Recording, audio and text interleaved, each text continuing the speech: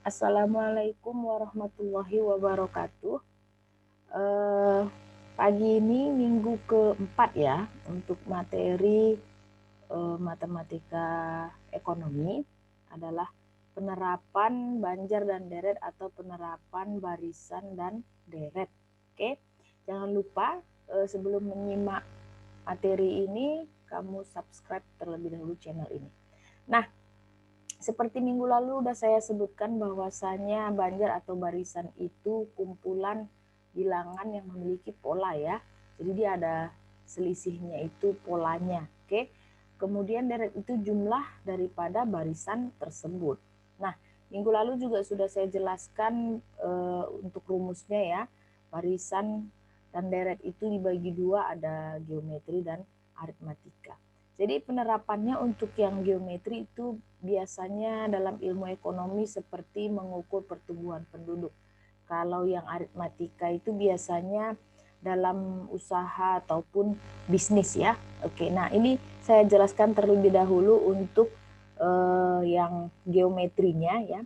Misalkan ini pertumbuhan penduduk ya di kota A. Oke, saya tuliskan terlebih dahulu soalnya.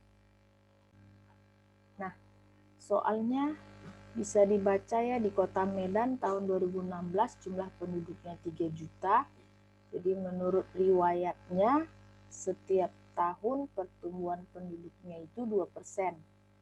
Pertanyaannya, berapa jumlah penduduk di Kota Medan tahun 2020? Jadi kita bisa prediksikan di tahun 2020 itu kira-kira penduduk Kota Medan jadi berapa orang. Yang tadinya 3 juta ya, pertumbuhan penduduk tiap tahunnya 2%. Nah, ini bisa dirumuskan secara matematisnya seperti ini ya. Ini pengembangan dari deret geometri. Oke, karena ada pangkatnya ya.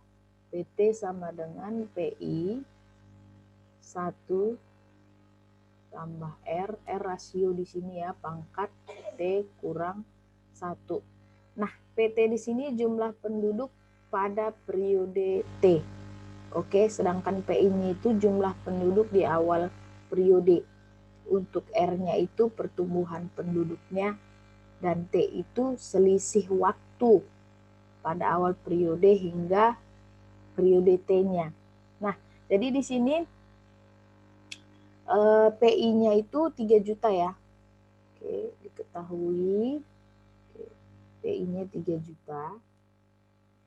Ini penduduk awal periode T tahun 2016. Untuk R-nya itu 2%. Ini kita ubah ke desimal ya, berarti 0,02. Nah, T itu sendiri waktunya ya, periodenya dari tahun 2016 ke 2020 berarti 4 tahun, selama 4 tahun. T-nya 4. Oke. Nah, jadi pertumbuhan jumlah penduduk di tahun 2020 PT sama dengan berarti P4 ya.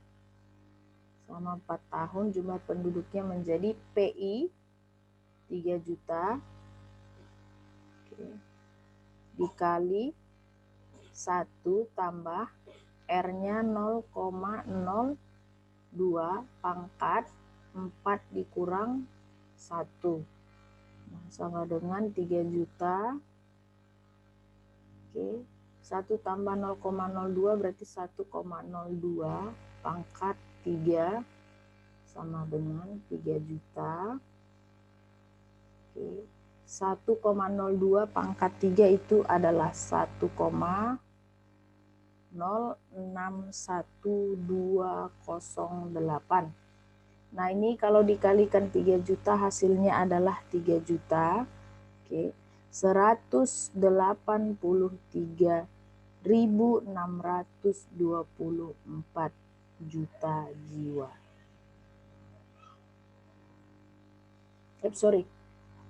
Jiwa ya, langsung aja. Oke.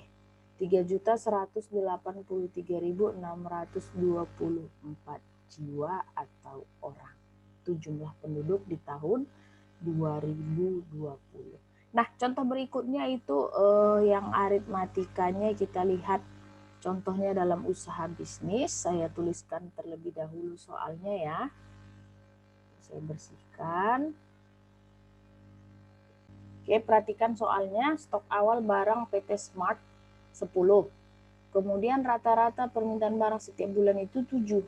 Pertanyaannya adalah berapa stok barang pada bulan ke-6. Di sini kita gunakan suku ke N dari barisan aritmatika. Di sini suku awalnya itu 10 ya, stok awal barang PT Smart. Rata-rata permintaan barang setiap bulan, berarti selisih permintaan setiap bulannya itu 7 atau beda atau selisihnya ya 7. Pertanyaannya adalah berapa stok barang pada bulan ke-6. Berarti yang ditanya suku ke-6. Suku N-nya ya, N-nya 6. Sebentar ya, saya hapus dulu. Suku ke-6, berarti N-nya 6 ya. Jadi ditanya UN atau suku ke-6, U6, kita jawab ya. Suku ke-6 ya, atau UN-nya A tambah N kurang 1 kali beda, ini UN dulu. Saya buat UN dulu, A tambah N kurang 1 kali beda, maka suku ke-6-nya adalah A-nya 10 tambah 6 kurang 1, bedanya 7. Oke. Maka suku ke-6-nya 10 ditambah 5 kali 7, 6 kurang 1, 5 ya. Berarti 10 tambah 5 kali 7, 35, sebesar 45 buah. Inilah stoknya pada bulan ke-6. Saya kira demikian materi hari ini. Wassalamualaikum warahmatullahi wabarakatuh.